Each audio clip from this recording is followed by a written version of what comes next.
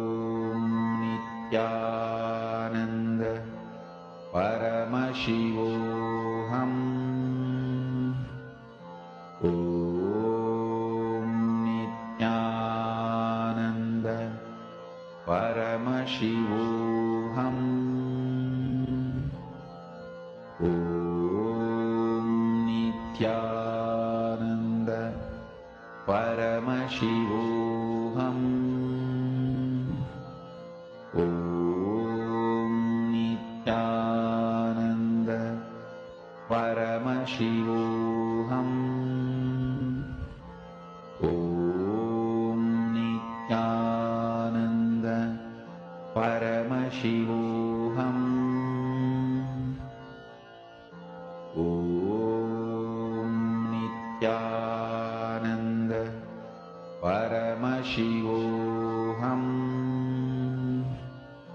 Om Nithyananda Paramashivoham.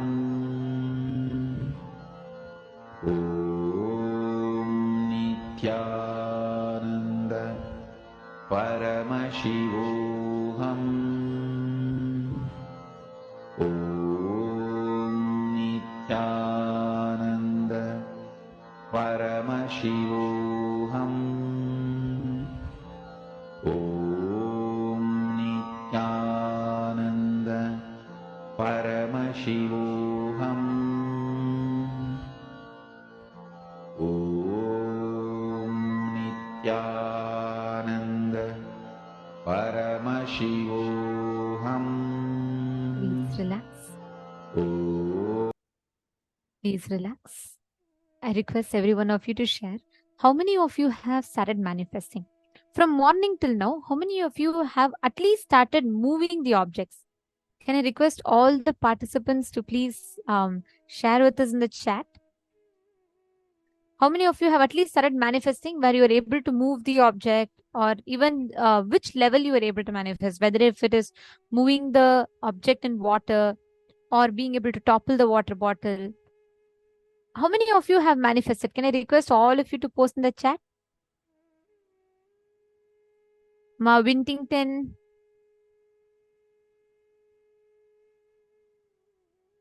Please let us know how many of you have been able to manifest and what level you were able to manifest. Both. Ma Hedi Shlak, Ma Yoga Malar, Ma Musuhi. Wonderful. Others, all of you. Ma Venkateshananda had a breakthrough. She says, power manifestation, finally moving the blade of grass straight towards me in the water just happened now, when I inadvertently knocked over the cup of water with a sudden gesture, with the blade of grass moved and lined up facing me. That's nice, ma, but it should be without physical contact. See, it should be only through the power of consciousness you moving the matter. Ma Venkateshananda, you're understanding, ma? You should move the matter with consciousness. That power of consciousness. Come on, Ma Chunniliyu, Ma Saroj, Ma Shukrendrananda, how did you all manifest?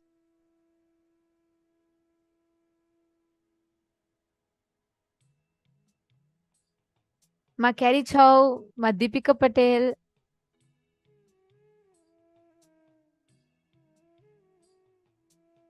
Okay, Ma Priyeshananda Ma has manifested, okay. Ma Ishan Meow, okay. Yes, successfully manifested. Ma Lucy, Ma... Okay, Ma Joyce is asking, why am I not able to do it? See, for those of you that are not able to do it, understand. Power manifestation is a process. It's a science. Like, for example, if I go to the room and I put the switch on, the light is going to be on. It's a science, right? Whether I turn on the light angrily or whether I turn on the light in with depressed face, both ways, the science of putting on the light and the light bulb burning is same, right? It is not going to be affected by my beliefs, disbeliefs, likes, dislikes, or wants and nots. No. So power manifestation is a science. Ma Joyce, please listen to this very carefully. When you manifest the science, the only thing that you need to be aware of is, where are you tuning in yourself? Listen very carefully. If you constantly cherish, it is not happening, you not being able to manifest yesterday, you not being able to manifest 2 minutes before, you not being able to manifest 20 days before, you not being able to manifest powers 2 years before, are all independent, unrelated incidents. You are clutching and coming to a conclusion manifestation is not possible. No. It is like when you were a baby, right? If a small child decides, okay, first time I stood up, I fell down. Second time I stood up, I fell down. Third time I stood up, I fell down. If the baby clutches those moments it fell down, forever it will sit in a conclusion, I can never stand up. Thank God babies do not have these conditionings. So every time it falls down, it stands up again till it starts walking, running and crawling. Correct? You did it as a baby. Every one of you have done the same, passed through the same phase as a baby. But what is the difference between then and now? That time you kept constant possibility in life. The act is the same. There it was walking, here it's power manifestation. But here you are bringing in your conditioning, your logic that, oh, it is not going to be possible for me. Yesterday I tried, it didn't happen. Last session I tried, it didn't happen. This session I tried, it didn't happen, so I cannot manifest powers. No, that's clutching. Are you catching it, Ma Joyce? You just need to apply the science of bringing the right inner space in you. You bring this inner space in you. You tune the inner space in you to manifest. That is enough. Leave the results to Swamiji. What I'm saying is when we constantly try to fight for the results and we say, oh, I should get it, I'm not getting it, you will add so much of incompletions more and more and more. You will lose the experience that you're actually supposed to get. Are you catching it?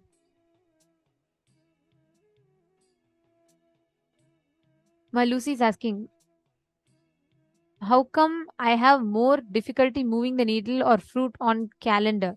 Do I need connect more with each phases of Paramashiva in me?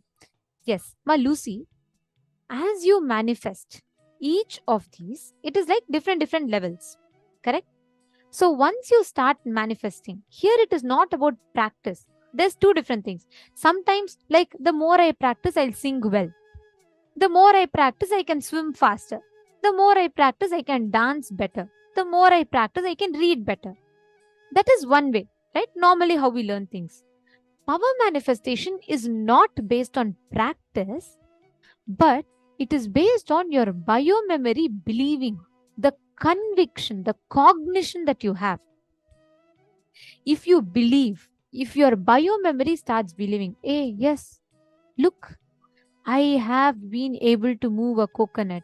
If I can move a coconut, why not move a chair in front of me? If I can move the small coconut roll, why not a deity to move on the ground? Your biomemory will start believing.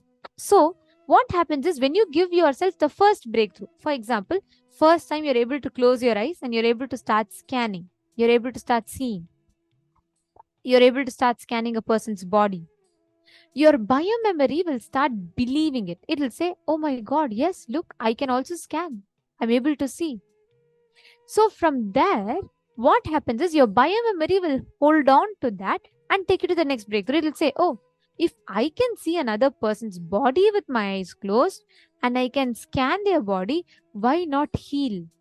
If I can see a person in front of me, why not see someone in the US, someone on the other side of the world? Why not scan someone in Australia? Are you catching it? It is that biomemory starting to accept, starting to cognize. Are all of you catching it? See, every one of you that are not getting the power manifestation, the same science applies, the same logic applies. It needs you to not give up. If you had given up as a child, you would have probably never been walking today. Right? It's a science. It takes time. As a child, you tried for months together to crawl. Here, this is literally a super conscious breakthrough. I'm not saying you need to keep practicing. I'm only saying you need to tune yourself into your ability to connect yourself from the space of completion and oneness. When you do that, your biomemories, the doubts it holds on. From young age, what are you taught? People tell you, if you tell, hey, I want to fly like Superman, what do they tell you? They have fantasy characters, you cannot. Just don't joke. You should not be doing. Or if you tell, oh, I can also have a magic wand like Harry Potter, and you picked up the stick for the first time and did some mantras, right? You tried doing all those magic spells. What will people tell you? They'll say, hey, don't joke. It's just so silly, so childish. You can never do it. So what happens? Your belief system, the biomemory in you starts believing it's all fake. I cannot do it. Now understand, Swamiji is literally washing all those conditionings away, and he's telling you, come on, you can manifest. So it's like complete 360-degree turn to you. So you are completely on the other side. You only need to decide, oh my God, if I can do it, then you need to wash all those cognitions, remove all of them from you, and you need to start believing it. That is why it takes that time. So Ma Joyce and Ma Lucy, both, it's the same thing. When you both decide, it's for all of us, when we decide that we are not going to be giving up, we are not going to be deciding, coming to a conclusion or delusion based on our past experience, you'll have the breakthrough. That's all. Okay. So hope this answered your question. Now, we are all going to be entering into a very, very beautiful session. Swamiji is going to be teaching us the different techniques, methodologies to awaken your brain grooves. Okay? Shall we all get ready? Let's listen to this revelation from Swamiji. Different techniques which you can use to awaken your brain grooves.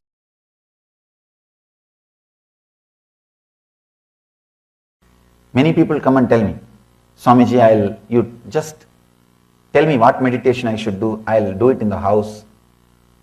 I tell them, you will never start. You will never start. Attend a meditation workshop. In the whole group, you are forced to do. Naturally, what I'll say, tie your eyes, close your eyes, tie the ribbon. You can't do anything. You may be feeling lazy, but you can't do anything. I've seen these fitness instructors. They don't care. They don't even look at your face that you are expressing your tiredness. No, this hand is paining, that hand is paining. They don't look at you. They just say, do 1, 2, 3, 30 seconds, 2, 30 seconds, 30 seconds, 30 seconds. Right attitude. You are here saying, no.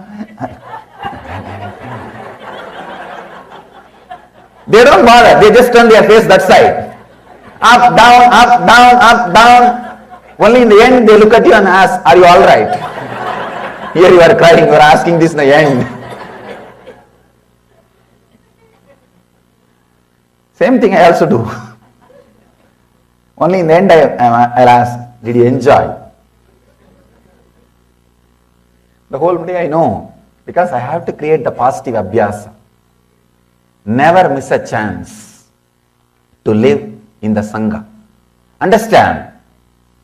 Abhyasa means creating positive habits, positive things inside you so that it can go from conscious to unconscious, from unconscious to your body. Making all the good things as part of your life is what I call abhyasaha.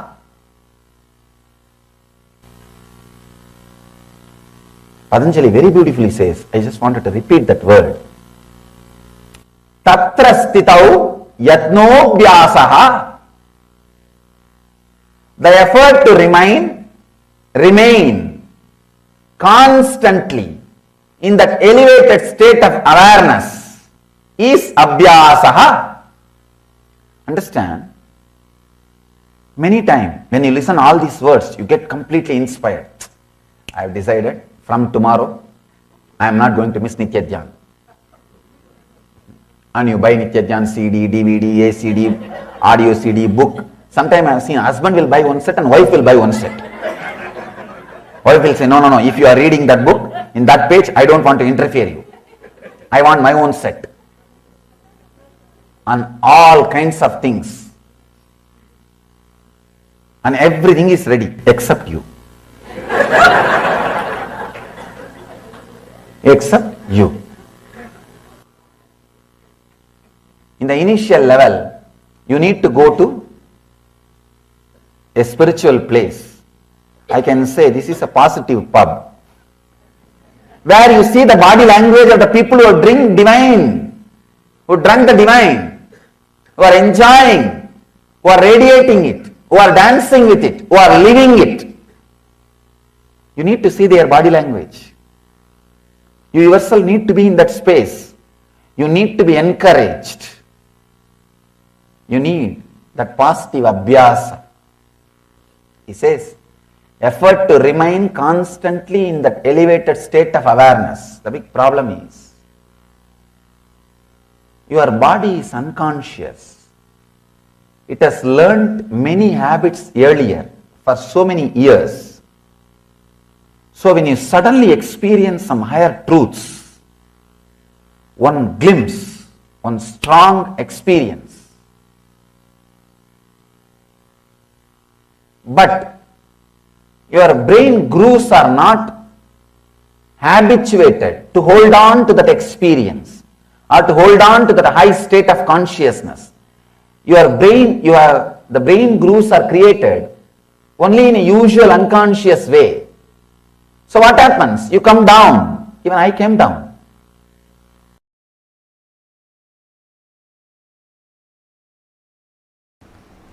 Understand, still human beings don't know to store electricity without reducing its intensity. It is still a blind spot for human beings. Because from the ancient texts, when they translated and tried to grasp and grab, these guys who were trying to grab and grasp, their brain was not that evolved. The brain grooves were not that evolved. Understand? Only a brain grown in vegetarian body. When I say vegetarian body, at least last 3-4 generations the body should have been vegetarian. Understand?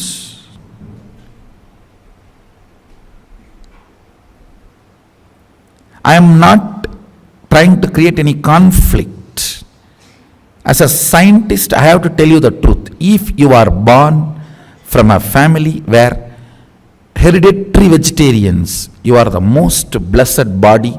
You have the best body for this kind of experiments.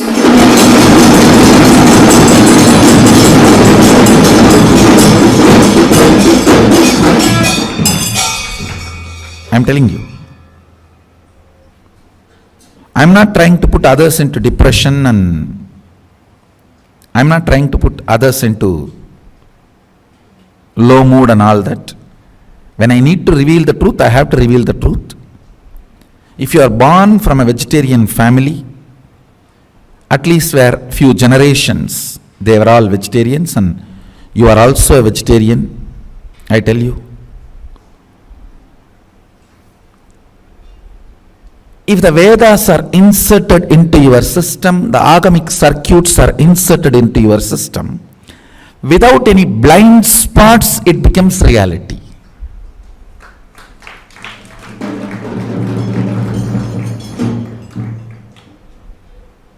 I tell you,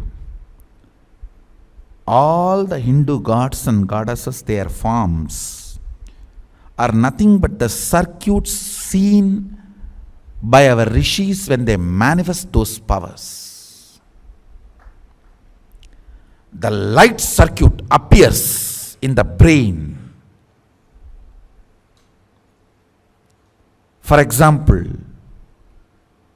the knowledge, the light circuit appears in their brain is Mahasaraswati.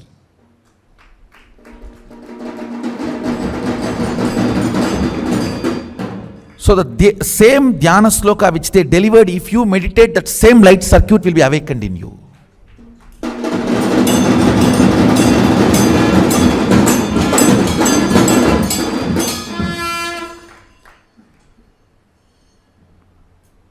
That is why the dhyana should be done with the dhyana sloka, not some shunya. All dhyana should be done with the dhyana sloka.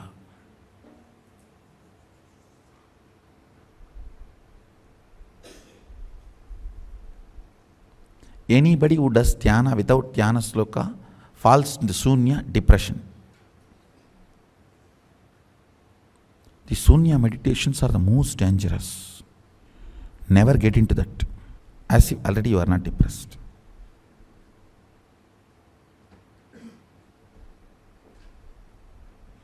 It is like a pig feels too dirty smell and puts the nose into the drainage.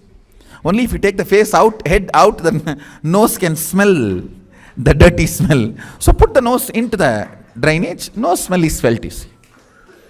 That is what is depressed people putting themselves into shunya meditation. Understand? What I will call an organic brain, you know. When you read a dhyana sloka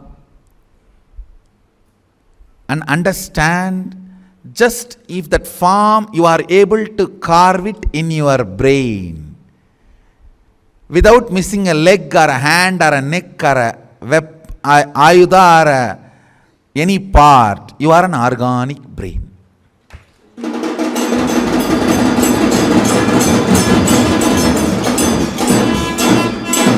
Just you recite the dhyana sloka and you are able to just visualize and keep the visualization alive. Your brain is organic brain. This is a definition of an organic brain. Even Nirahara Samyama helps in a big way to make your brain into organic brain. If you do Nirahara, your ability to retain that energy circuit of dhyana sloka in your system drastically goes up.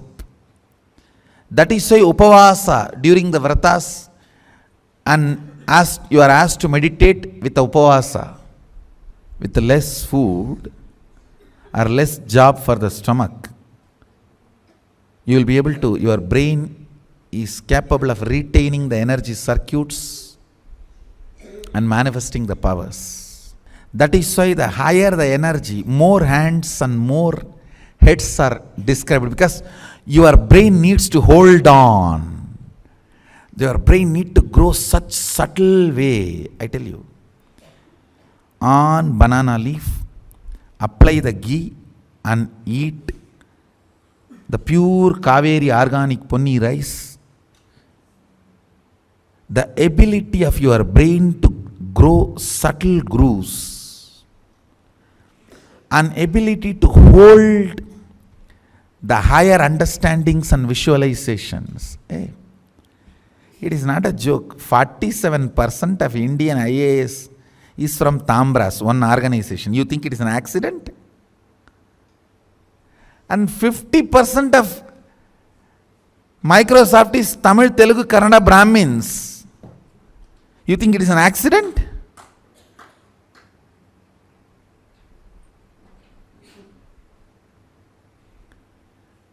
In my days, what was my entertainment? The elders will read Mahabharata and tell the stories. That intensity, my brain can keep it as continuity for whole, however long I want. My brain will not be tired, my body will not be lethargic.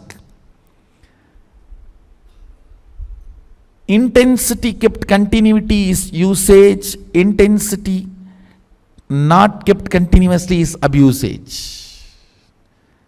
This is the definition in every level. Go and work out this definition in every level. Any brain grown with the entertainment of intensity continuity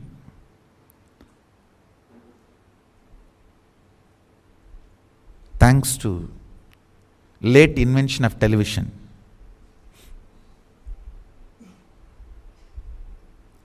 If I am revealing the power manifestation science to all of you, thanks to late import of television. Our kids should be taught by reading the dhyana sloka, visualizing the deities.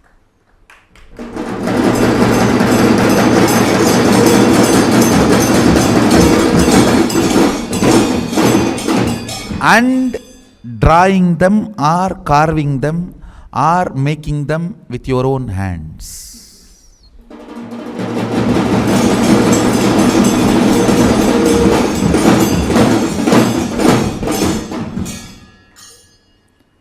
Biology is you, chemistry is the dhyana sloka and visualization, making them or carving them or painting them is physics. And I tell you, whenever I made deities out of clay, my body shapes will get shaped in the same way I have seen.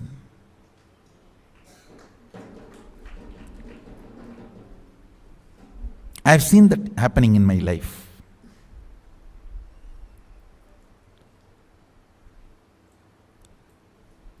So just reading the dhyana sloka or seeing the statue, imbibing it in the brain and reproducing it back, your body will get carved.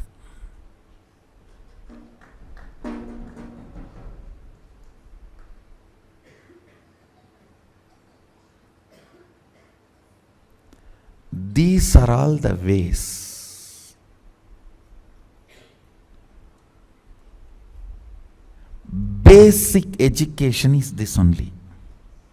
This is what is called primal education, not primary education. Primal education.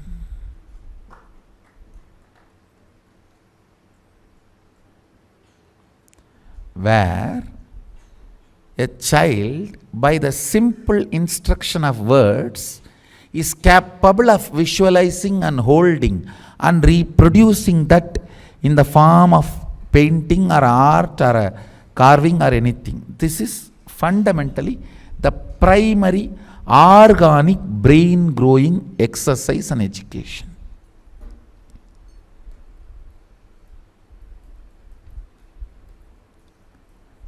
This kind of brain can cut across chemistry, biology, physics, anything, geography, anything.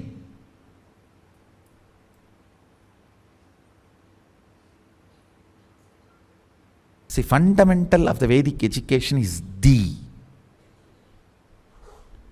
D means capacity to cut across and understand anything in the universe. That is what is given to you as an initiation as Gayatri. Bhurbhuvasvaha tat saviturvarenyam pargo devasya dhimahi diyo yo na prachodayat. Let me meditate on that which awakens my the ability to cut across everything and see.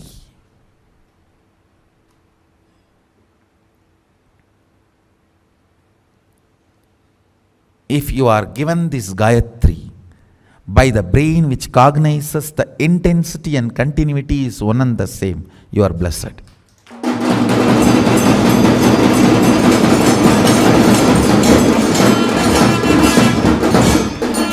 Because this seed will work in you with this Saktipada. Intensity and continuity is one and the same.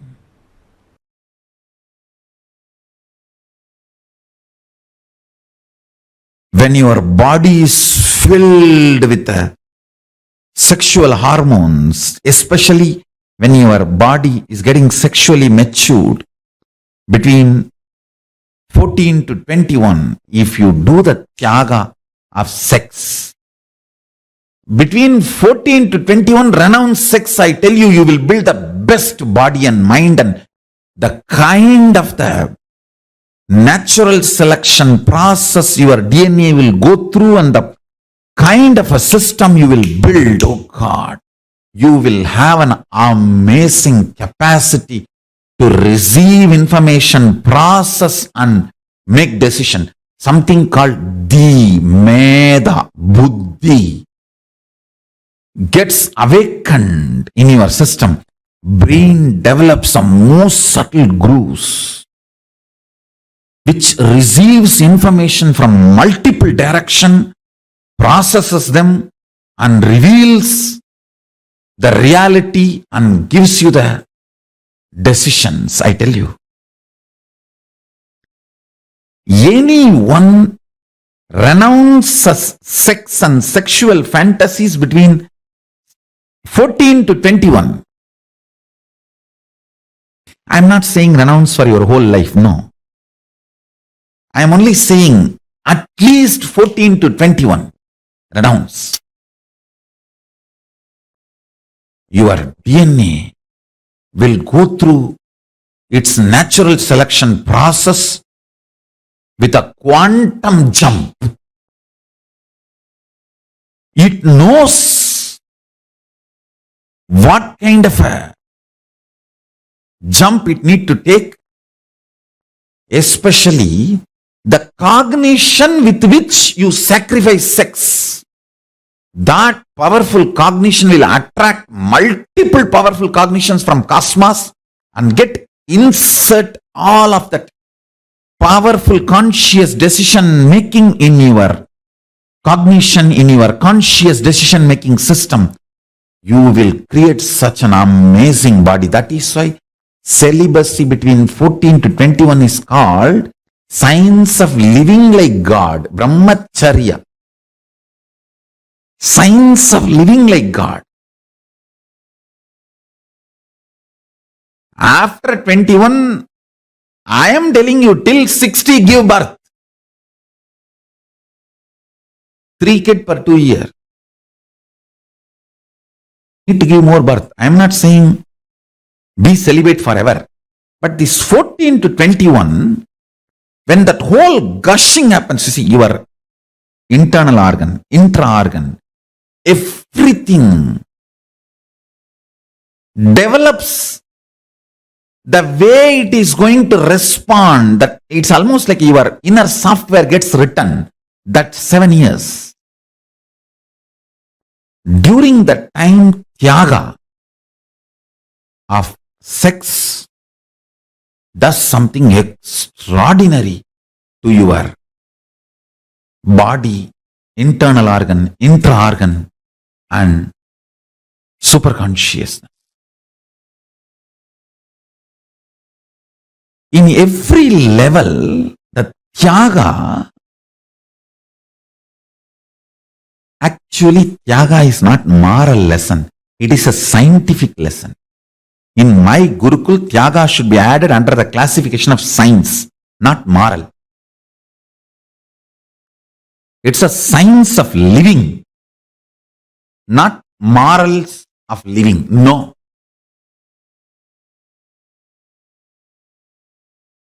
The best body, best mind, you manifest with Tyaga.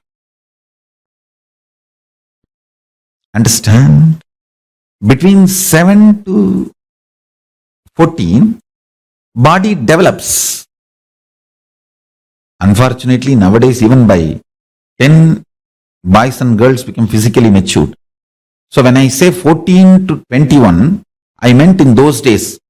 If I have to precisely tell from the time you are physically matured to 21, that's the way you should put it. Because nowadays kids become physically matured due to the altered food and various reasons and social pressure to become sexually active, all that stupidity. By 10, they become sexually mature. From the time you become sexually matured till 21, every time you sacrifice the pleasure and visualization of sexual experience in multiple level, not only not allowing the pleasure, not allowing the fantasy, not allowing the pornography being fed into your system.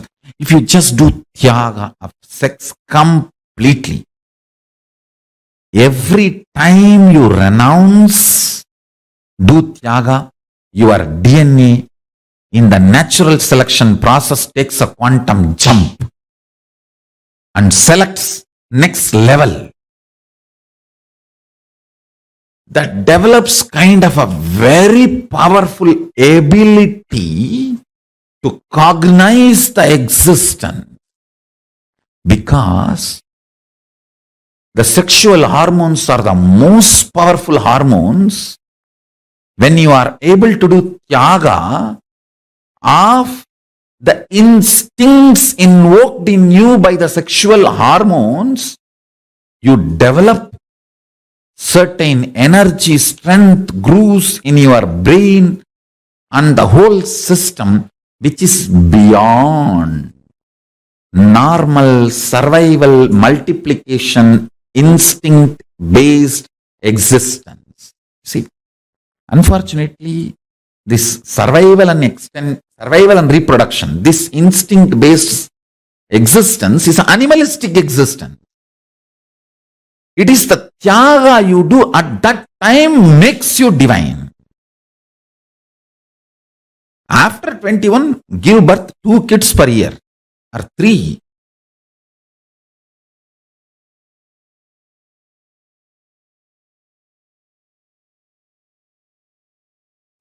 It is necessary you to evolve a brain, completion, patience,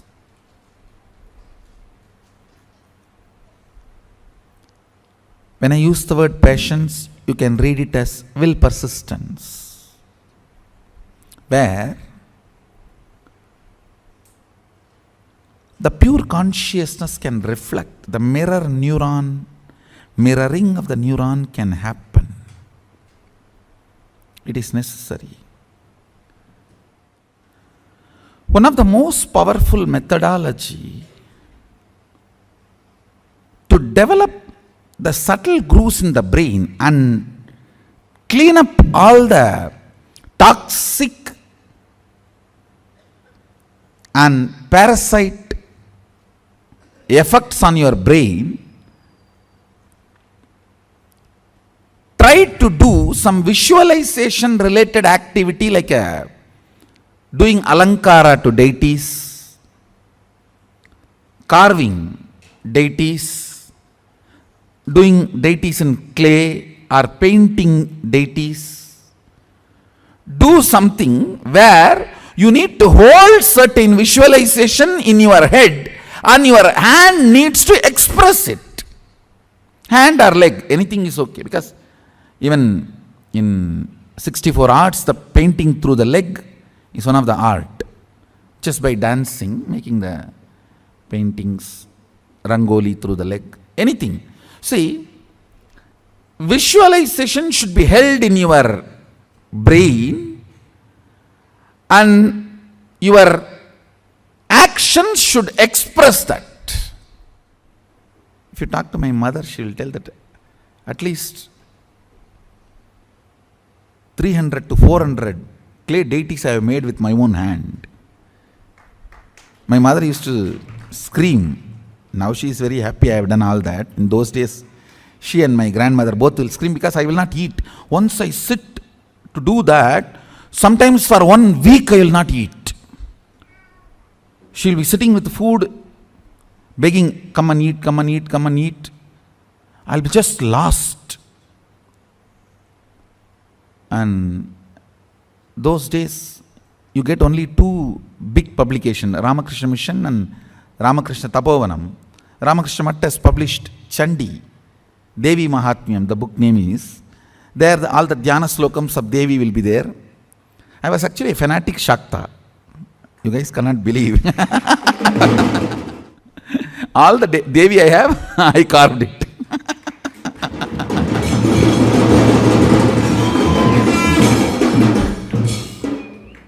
In that all the description will be there, how she looks and how she has all the hands and everything.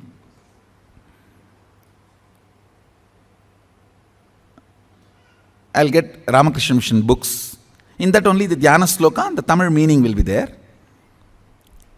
And after making, I'll get Gita Press books. Gita Press Chandi will have the diagram also. I will not see the diagram before making.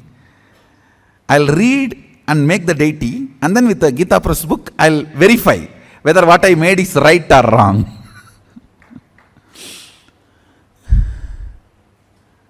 In those days, only 2-3 of these publications you will get.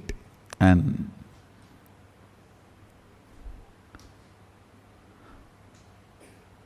All this really helps a lot to understand and grasp the higher truths. So I'll try to explain about these circuits. Like Sri Chakra, Sri Mandala, there are many mandala structures which are, just by staring at them, your DNA structure will get aligned to that. And certain power manifestation will start happening in you. I tell you, 21 minutes, if you just stare at Sri Mandala every day, your third eye will start functioning. Because that Sri Mandala itself is so beautiful, it directly represents the cosmic DNA. The cosmic DNA is in the Sri Mandala, Sri Yantra, Sri Chakra, with the 43 triangle and 2-layer lotus and 3-layer avarana. It's called Navavarana Mandala. Actually, it's a line diagram of cosmic DNA. So if you stare at that through your third eye, your DNA will get aligned to the cosmic DNA. And you start manifesting powers. Like this, there are multiple various mandalas which can do the mirroring of the neuron in your brain and make you realize and manifest powers.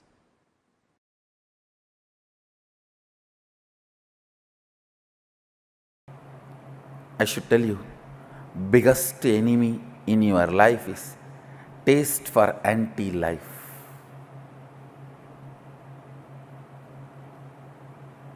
Break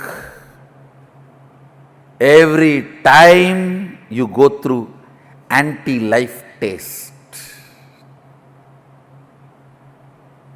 Every time when your mind is trying to tell you, this is the way I am, what can I do? How can anything move? What can anything happen? No! You are not yet end. That's the good news. You are only a seed. As long as you consider you are only a seed, you need to manifest you are Sadashiva. Because, understand, Sadashiva constantly considers himself as the seed which need to manifest, yet to manifest, yet to manifest. Even after manifesting this whole Jagat.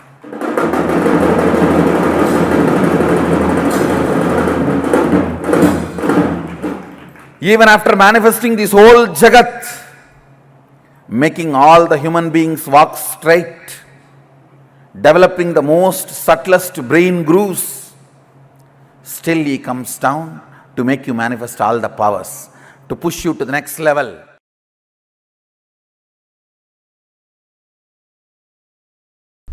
Align your responsibility and align your enriching. Recognizing makes you manifest the state of Sadashiva. Understand? State does not need to be achieved. You have it. If Sadashiva is 100 unit integrity, you have 100 unit integrity. He is integrated to Turyadita, you are integrated to Sushupti. That's all. But the integrity unit is same. Recognizing the integrity to Turyadita builds an extraordinary, beautiful brain grooves. Is equivalent to recognizing $1 billion is more worthy than the bag full of pennies. That recognition is what I call recognizing.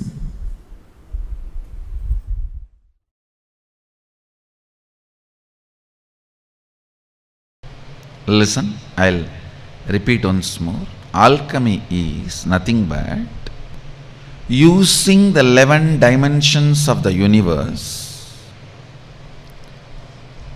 tuning the 25 states of consciousness and achieving, radiating the 5 aspects of Sadashiva.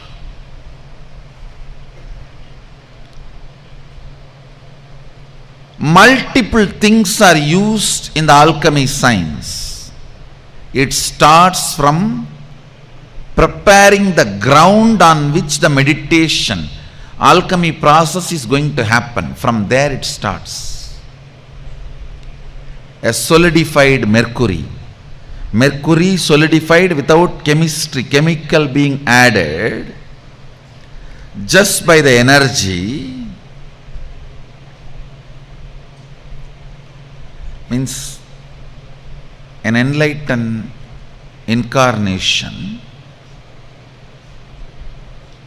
his body is capable of dismantling any molecule and assembling it as any other molecule in any place and space and time he wants. Understand? An enlightened incarnation is capable of dismantling any molecule, assembling it back as any other molecule or same in any place, time as he wants. With this power, dismantling the liquid form of a mercury and retaining its Mercurian quality in it, assembling it back as solid. I don't know how much of you. This is what is science of solidifying mercury. In this body I did this 3 times. One is under the Dakshinamurti, one is under the Bididi Garbha Mandir, present Garbha Mandir, one is under the Vaidya Sarovar Nithyananda Lingam. It starts from preparing the ground and installing the solidified mercury and installing proper yantras, mandalas as per the instructions of Sadashiva. Even the breathing space where the people who go through the spiritual alchemy process, even the breathing space is purified by the traditional powerful incense and perfumes. The highest understandings about life, highest understandings about the universe, highest understandings about the Sadashiva, all that becomes a permanent experience. It is like a making the most powerful subtle grooves in the system.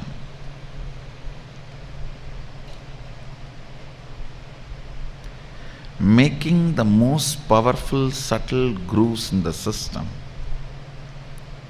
which can retain the subtlest but most powerful experiences of Sadashiva and goes on radiating it.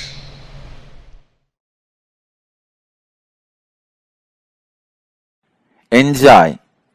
If not, don't worry. Next 1 week, every night before going to sleep, take 1 spoon of Haritaki powder that has a capacity to make your brain grow subtle grooves which will make you understand these great truths. It is called Ojas. See, the subtle grooves in the brain is called Ojas, which needs high level of oxygen in your body, which has the capability to make you understand these great truths.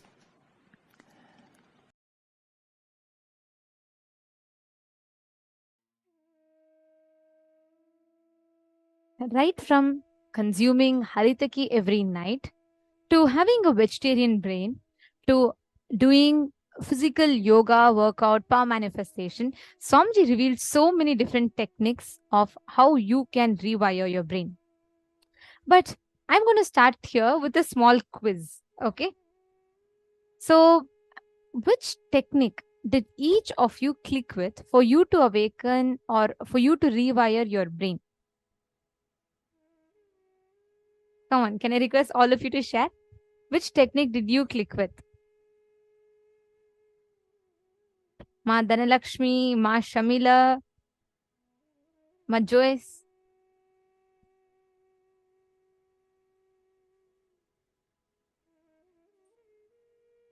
Come on, let's see.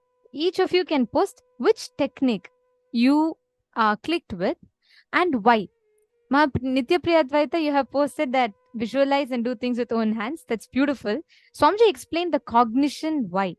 Okay, so could you also post, Ma, why you think that technique? How that technique is going to awaken your brain growth? Come on, let's see.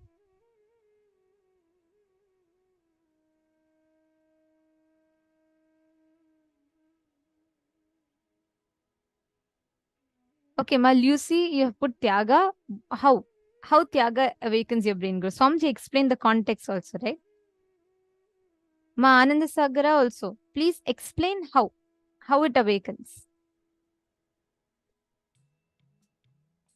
See, painting, Swamiji said, yes, like listening to the Dhyana Shloka and painting, but how?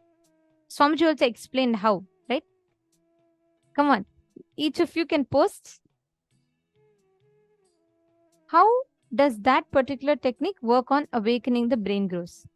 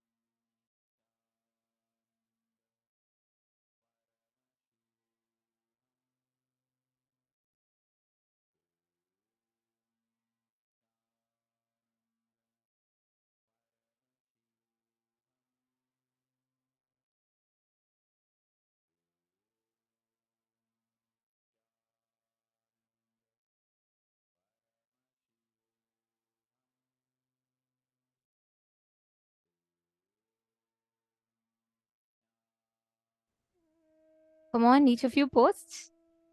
Let's see, each of you please post. What are those cognitions? Why is it important? Okay, Ma Nitya Priyadvaita has posted. I think it will force my brain to develop those grooves that will help me think, develop multidimensionally so I can grasp and retain the subtle truths. Beautiful, Ma. Right. Anand Sagra, that's also right. And Ma Christine Jones clicked with vegetarian brain and Haritaki. Why? Ma Christine Jones, why did Swamiji say that vegetarian brain is needed? And Swamiji also said another question to all of you. Swamiji also said a particular type of vegetarian brain in specific. What was that type? Can I request all of you to post? Swamiji said there's one particular type of vegetarian brain which is the best to cognize these subtle truths. Which was that? Let's see. Come on. All the others. Ma Diana, Mohini Lata, Ma Anandeshwari, Ma Hedishlak, Ma Ilka. There are a lot of you. Can I request everyone to post? People are all now trying to say, oh God, what did Swamiji tell? What did Swamiji tell? Whatever you understood, post it. There's no right or wrong. You just have to post your understanding.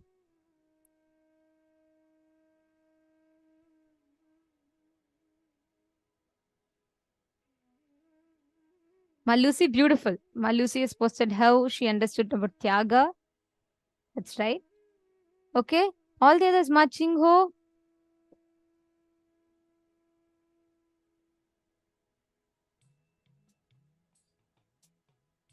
Okay, Ma Saroja Aplush has posted Haritaki, yoga, chanting Dhyana shlokas, visualizing. Okay. Ma Saroj, that's precise. That's right. Ma Saroj posted the right answer.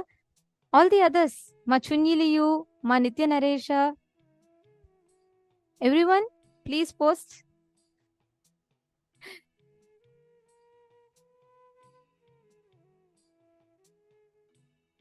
Okay, Madhyana is saying about the leaf.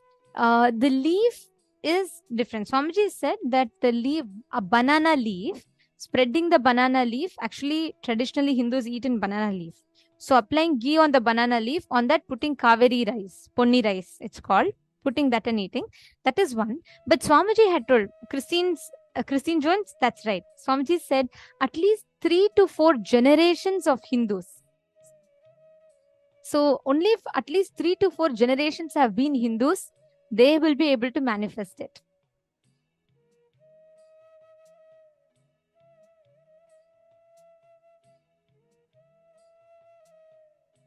See, please understand, right from the food you consume, the songs you listen, everything matters. That Swamiji has given such a beautiful technique. That's why Swamiji said he was so happy. We are all having power manifestation because of the delay of importing TVs to India.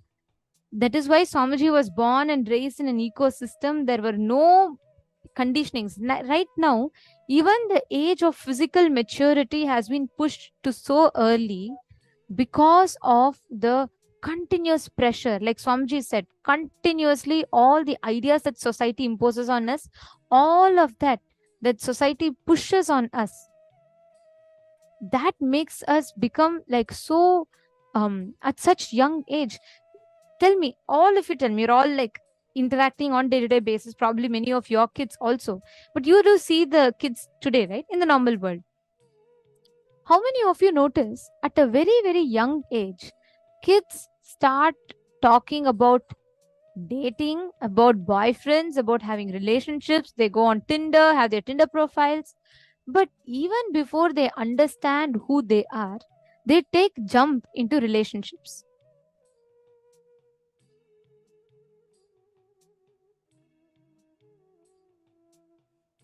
Yes? Okay, so many of you are putting yes.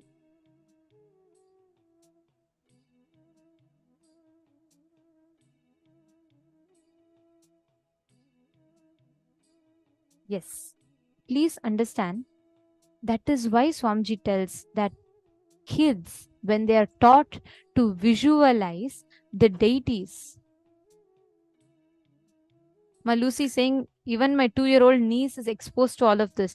Understand, Ma, this is today's age. I was so shocked the other, one of the previous times, I went to visit, I used to travel to a lot of places around, right?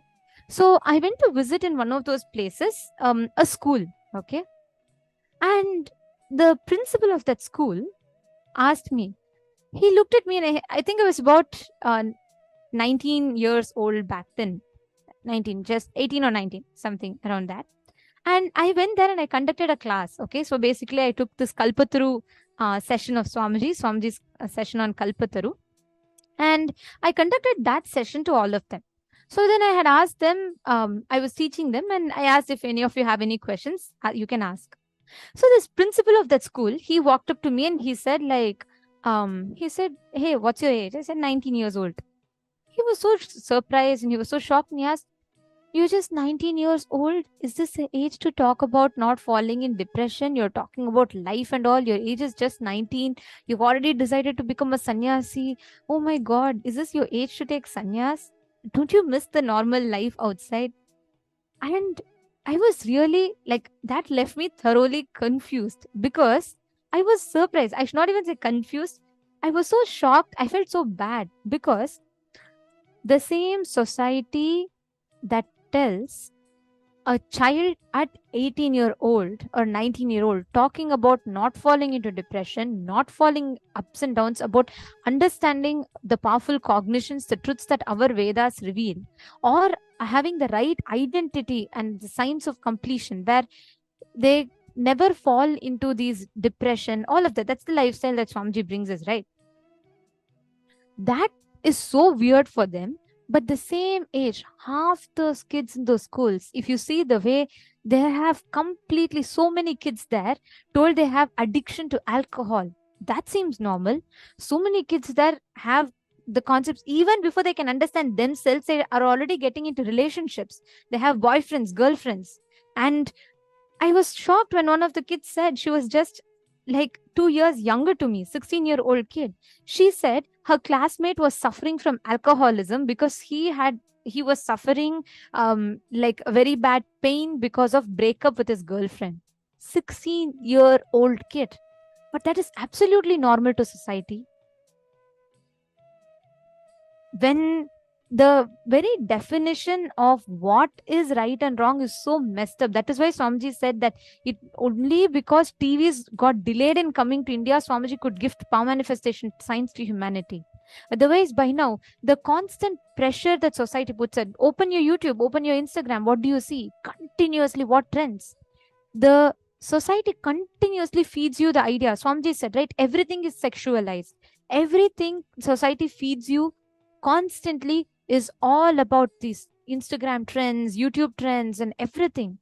Kids, just for keeping up with the trends, even without understanding about themselves, even without having a clear identity about themselves, they jump into all of this. Every one of us are given exposure to this kind of a thing. That is why Swamiji tells it is crucial that we center ourselves, awaken our brain grooves to the subtle truths of the cosmos. Ma Susan is saying sad Hollywood promotes all this. Not just Hollywood, ma whole world. Anyone. Today, if I see most of the Hindu kids growing up, they will not even know who Paramashiva is. They will not even know names of gods. But they will be dancing for some songs which they don't even know the meaning of. But they just do it because it is trend. And slowly they start picking that up. Ma Lucy saying even in children's programs on TV, it is so disturbing. That is why Ma Swamiji tells the kids lose the ability to visualize the deities. The visualization power is completely dimmed because constantly the society feeds us everywhere. You go, you watch ads, you watch YouTube, you watch Facebook, you watch TV, your school conversations. Everywhere, the ecosystem that society has put us into is we're all stuck into this box. The conversation is all limited only on these subjects. That is why Swamiji has given us these kind of programs where we can chew on the powerful cognitions. What do you hear here all day? All you listen to here is your Paramashiva, the power manifestation science, how you can awaken yourself out of all of this. Slowly, slowly, slowly, your brain will start developing the grooves to cognize these truths. That is what Swamiji revealed in this entire session. And if each of you, so many of you here are posting, you feel how bad you feel seeing this. Understand, this has created a huge impact in people's brains, the way they think. Actually, for today's initiation, right, Ma Lucy, you can bring your cousin, whoever you told, young children, especially young children, or if they're in their adolescence, please bring them today for initiation, because this initiation, Swamiji will completely clean their brain, meaning completely heal of all these cognitions that society puts and awaken them to be able to manifest the higher powers, the higher dimensions, access the higher dimensions of the cosmos. That is what today's initiation is all about. So if any of you have any of your friends, family members, please do invite them, because it is very important that people understand and people are able to experience these truths. Ma Krista Menard, or every one of you here, each of you surely you will all be aware of how people today in society, even for you, it's not just kids. Even today, if you have to go learn about something, the avenues wherever you step into only limits you into a particular box. If not for Swamiji, we would have never ever understood these extraordinary sciences. Right from taking Haritaki in our diet, or understanding about how we can experience These by listening to the dhyana shlokas, just by chanting mantras, listening to the right songs, listening to the music, kirtans, every single thing is focused on you building that extraordinary brain grooves in you to access the higher dimensions of the cosmos. Ma Lucy saying she's going to invite. Wonderful, Ma. And sure, that's the best thing you can do.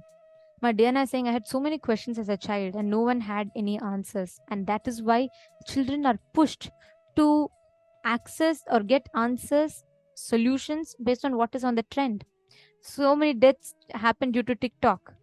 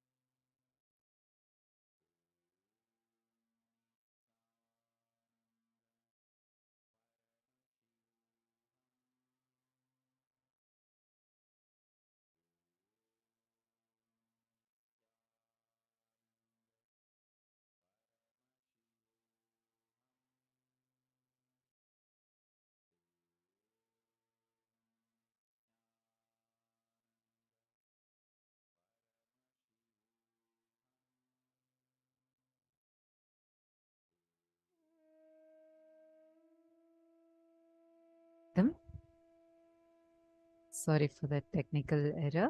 I hope all of you are able to see us and hear us now. Wonderful.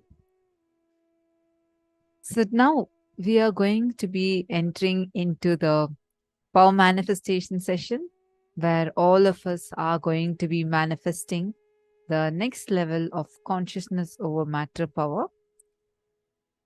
I just wanted to know how many of you have not been able to manifest even a single round of this power of consciousness over matter. Where, like, you, for example, it can be trying to move a coconut, or it can be moving a needle. It can be in any level. If you have manifested even once, that's okay. But if you have not at all manifested, I request you all to post it in a chat. Whoever has not manifested even once.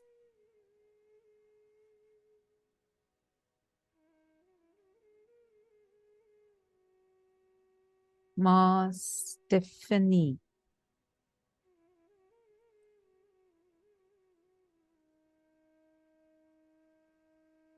Anits Malhotra. Stephanie, Anits Malhotra. Okay. Who all have not manifested even once.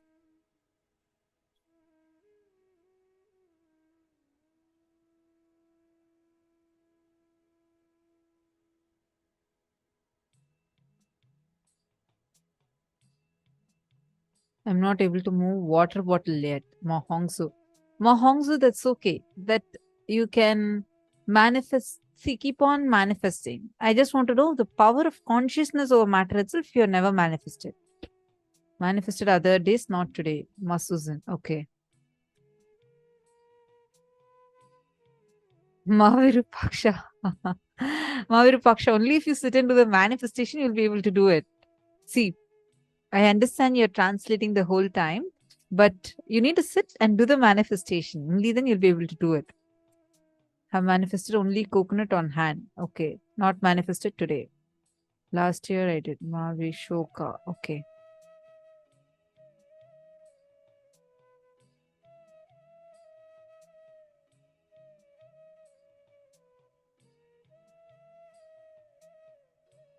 Not this year. Okay. Some of you have not manifested today. Some of you not manifested this year. Okay, I request you all to come on the camera. Please be in front of the camera. Ma Anits Malhotra. Please could you wave your hand? Just want to see you. Anits Malhotra. If you are not on camera, please come on the camera. Now I'm going to entangle with all of you, all those who did not manifest. We will help you manifest. Anits Malhotra and Stephanie Lally. Sorry if I'm not getting your name right. I request you all to come on camera, whoever did not manifest.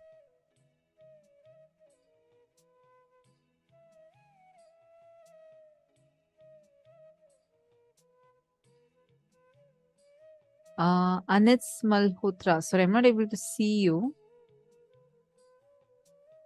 Please, could you come on camera and wave your hand?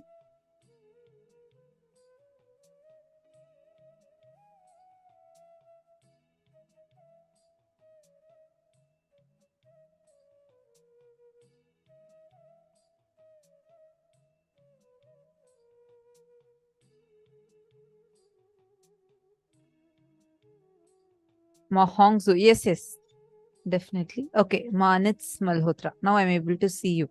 Ma, is this the first time you're attending or have you attended before, Ma? I just want to make sure that you have gotten the initiation. Have you attended before and received initiation from Swamiji?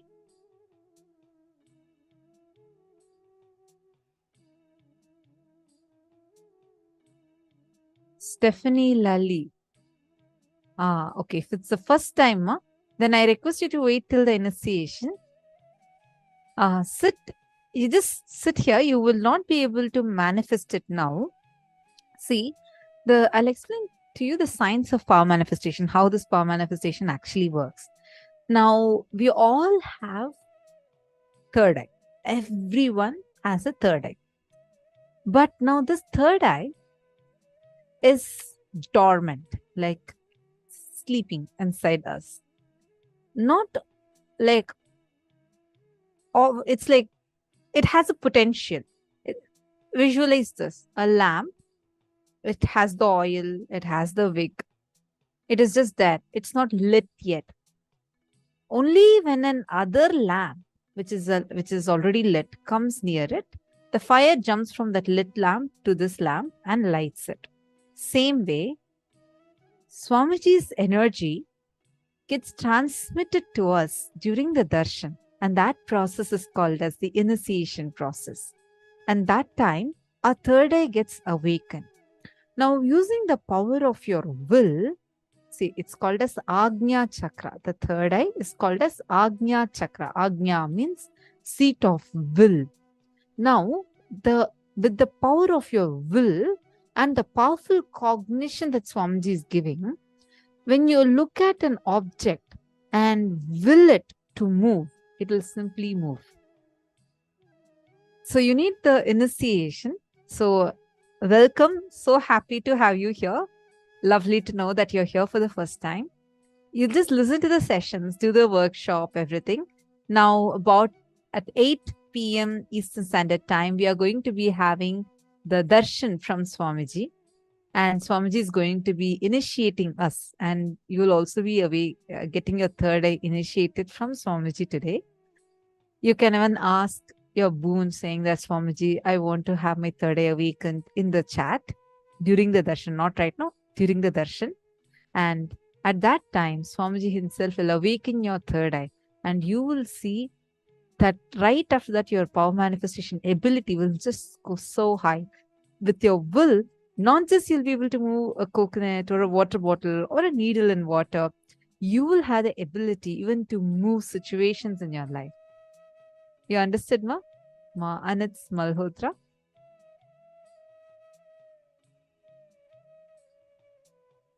Where are you from?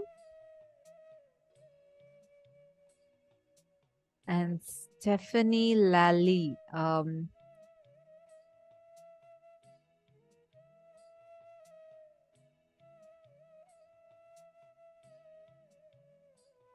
You're from India. Okay, wonderful. Lovely to have you here. Isn't it quite late for you? Ma Stephanie is from France. Okay, wonderful. Ma Stephanie, could you wave your hand? I just want to see you. Is this the first time for you also, Ma?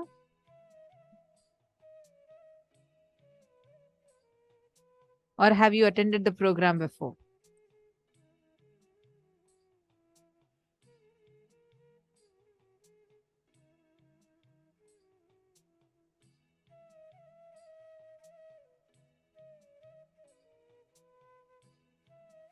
Mashi Lakshmi is asking, is it possible that once open third eye can be closed at some time? See, once initiation is done, that initiation you will never get lost, not even after you leave the body.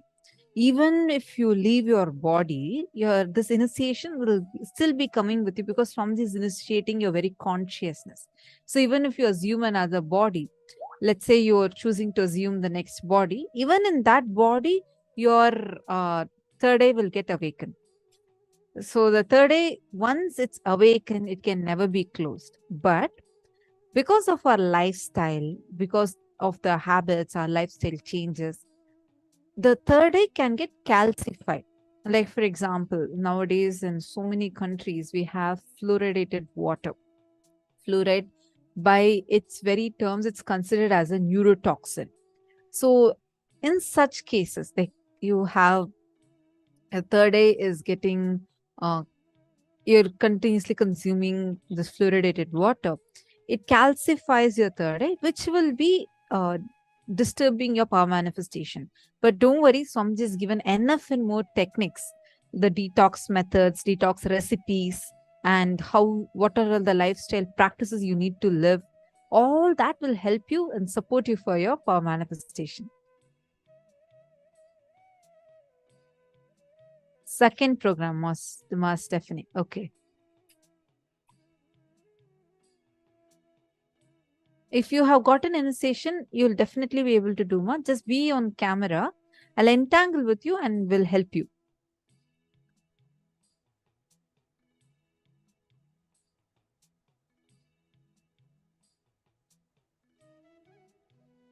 Oh, wow. You take Haritaki and started applying the turmeric, like what Swamiji said. That's wonderful. Ma Anits Malhotra. Just wait till the initiation, Ma. As soon as you get initiated, the third eye will be awakened. You'll simply be able to manifest the powers.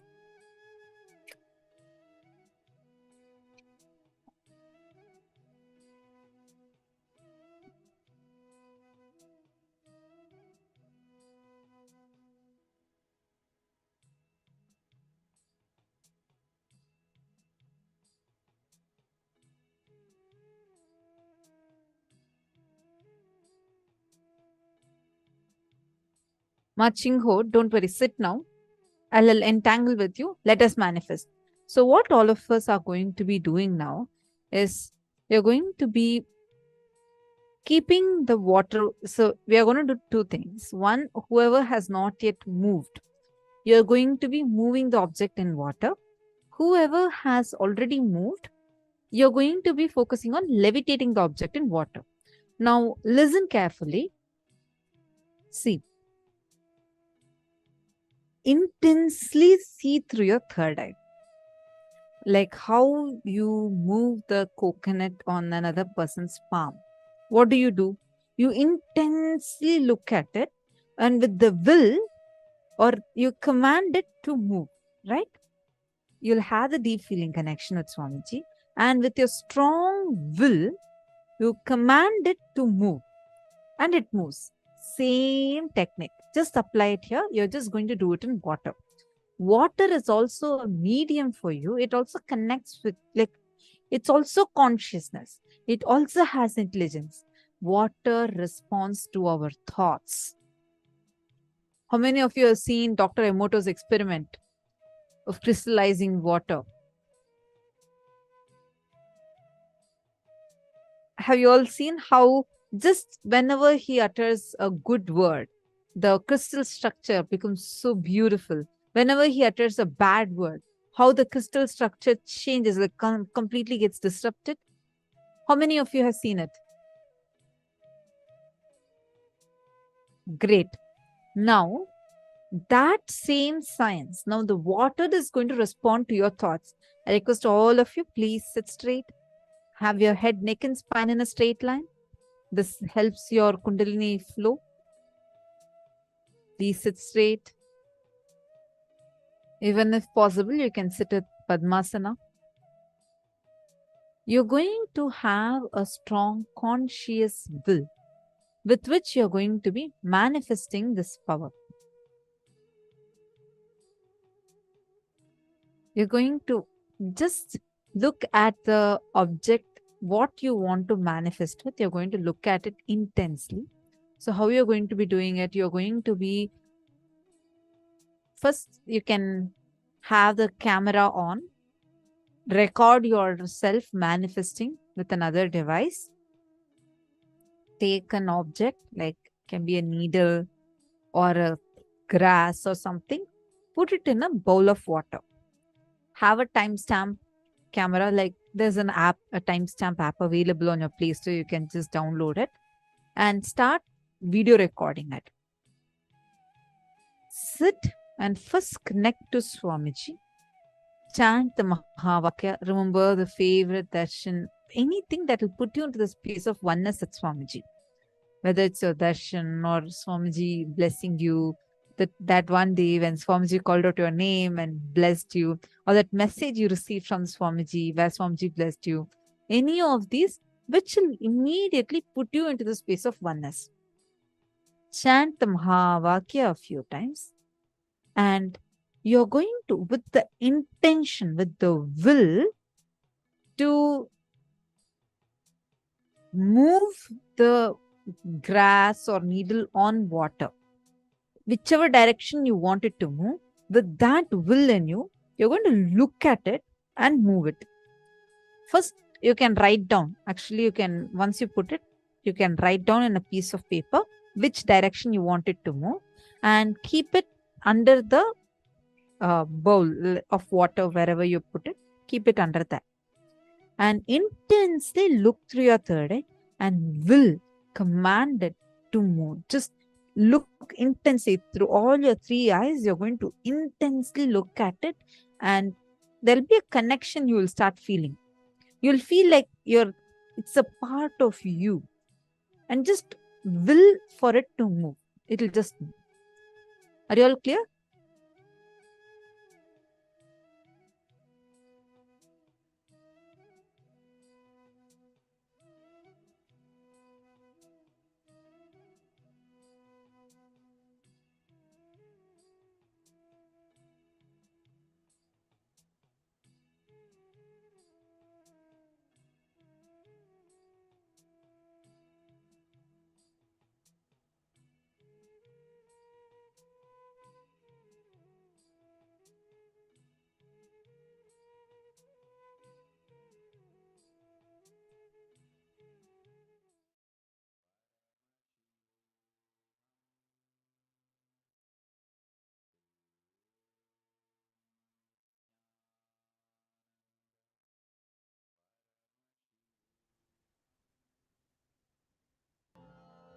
Om Nithyananda Paramashivoham.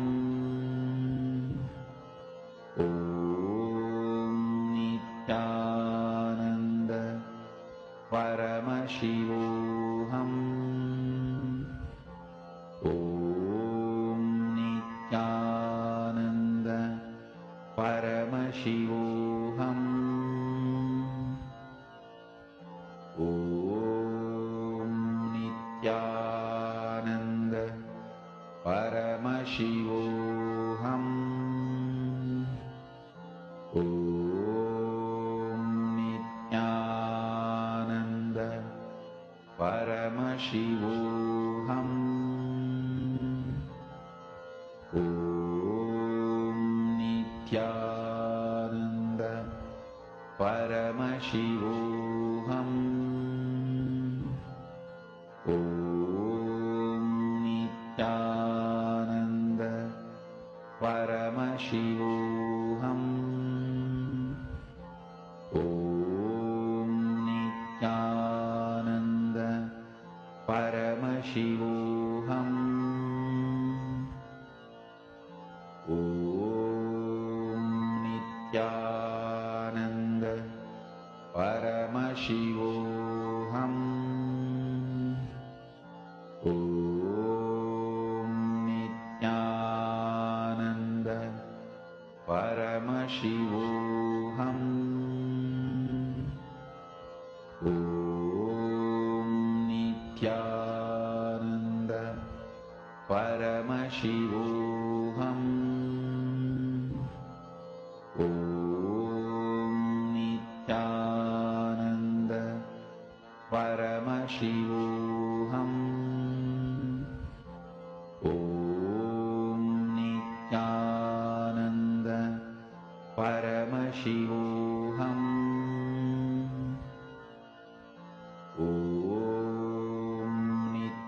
I request all of you intensely chant the Mahavakya. Look at the object. Intensely just look at the object with all your three eyes. Understand your thoughts are powerful enough. Just with your thought, you will be able to move anything. Your thoughts are very, very, very powerful. Just with all your three eyes, look intensely at the blade of grass.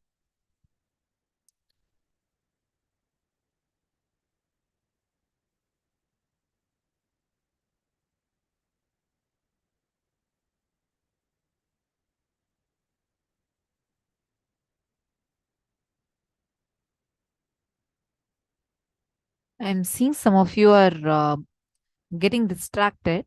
See, do not look around. Focus only on that object. Just look at that object through all your three eyes. Chant the Mahavakya intensely. Machingho, come on, I'll entangle with you. Just connect with Swamiji. Remember your favorite moment with Swamiji and intensely look at that object. With all your three eyes, both your eyes also should be open. With all your three eyes, intensely look at that object. Ma Sangeeta Patel, are you manifesting, ma?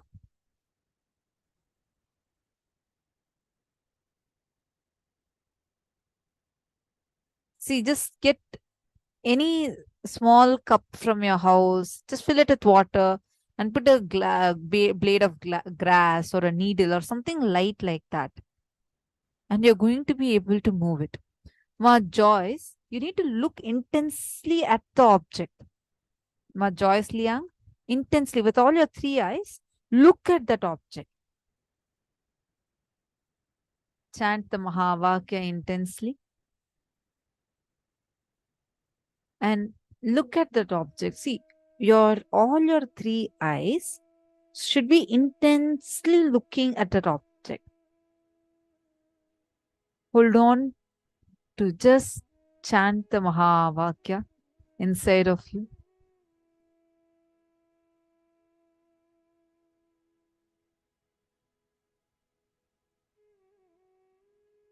Come on, Mahongzu.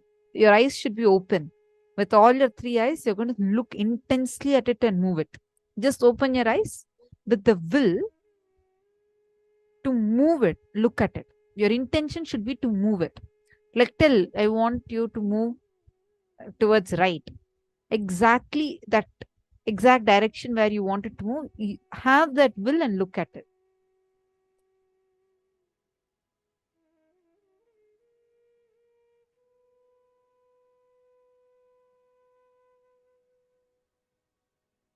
Yes. Chant the Mahavakya. Understand. Don't give up. Don't think that, oh my God, it's already sat for so long, it's not moving. Don't cherish any of these conversations, cognitions inside of you. Connect to Swamiji. Decide, I am going to sit with will persistence till I manifest. I am going to sit and do it. Sit with that will persistence. Chant the Mahavakya. Ma Martha Screener, are you also manifesting, ma? I see you putting a big kumkum. Are you also manifesting?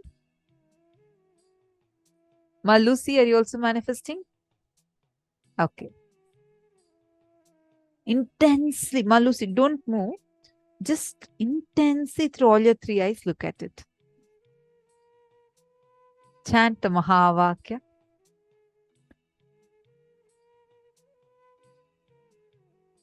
I see one more person sitting with Ma Martha Screener. Nithyanandam, are you also manifesting?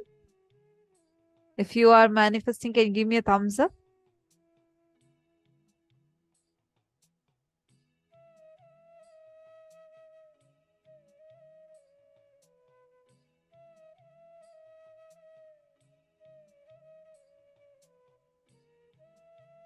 Come on, just sit, chant Mahavakya. Ma Dhanalakshmi, manifest pandringla. Ma Dhanalakshmi, Nithyanandam. If it's possible, ma, konja light photo kara mudiyuma. Power manifest panna arambichtingla.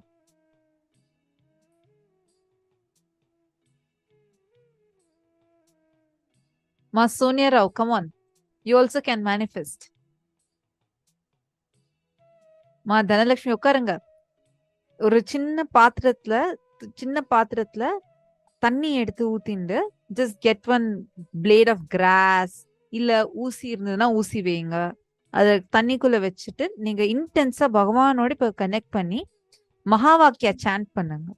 Om Nityananda பரமசிவோகம். இன்டென்ஸா third ஐல இருந்து அந்த பாத்தீங்கன்னா you will be able to move it. அந்த needle வந்து நீங்க சொல்ற மாதிரி அந்த needle move ஆகும் தண்ணியில.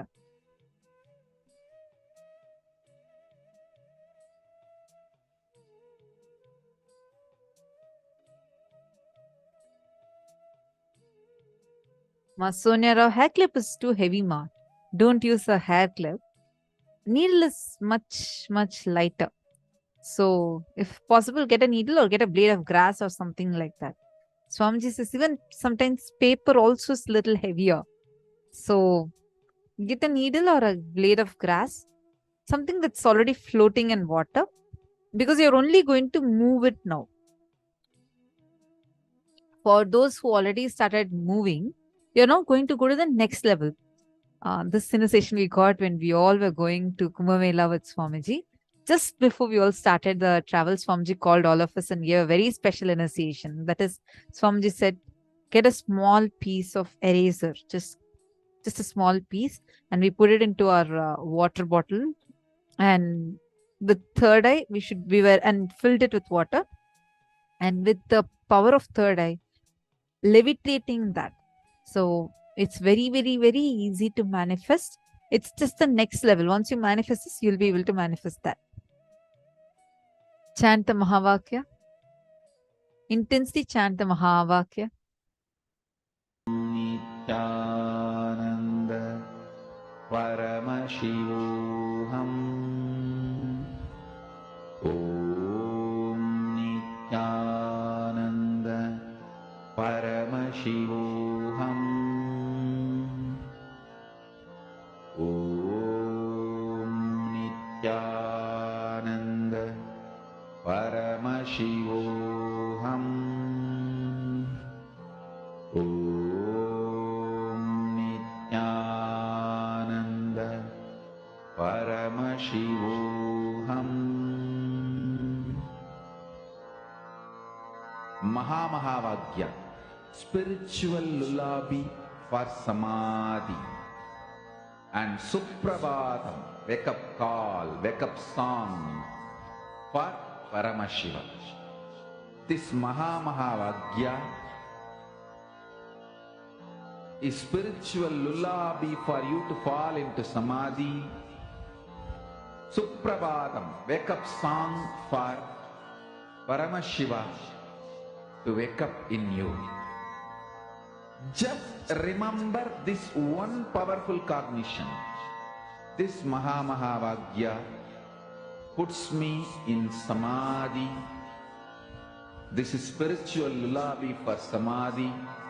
And Suprabhatam, wake up song for Paramashiva in me. For Paramashiva to manifest. With this one spiritual powerful cognition, chant this Mahavakya.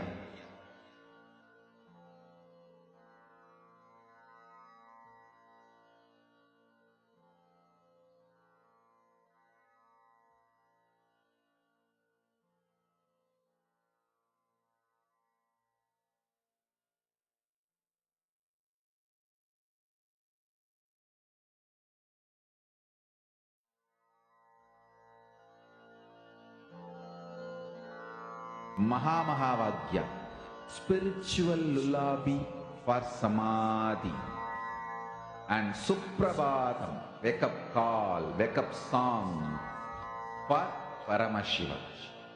For Paramashiva to manifest. With this one spiritual powerful cognition, chant this Mahavakya.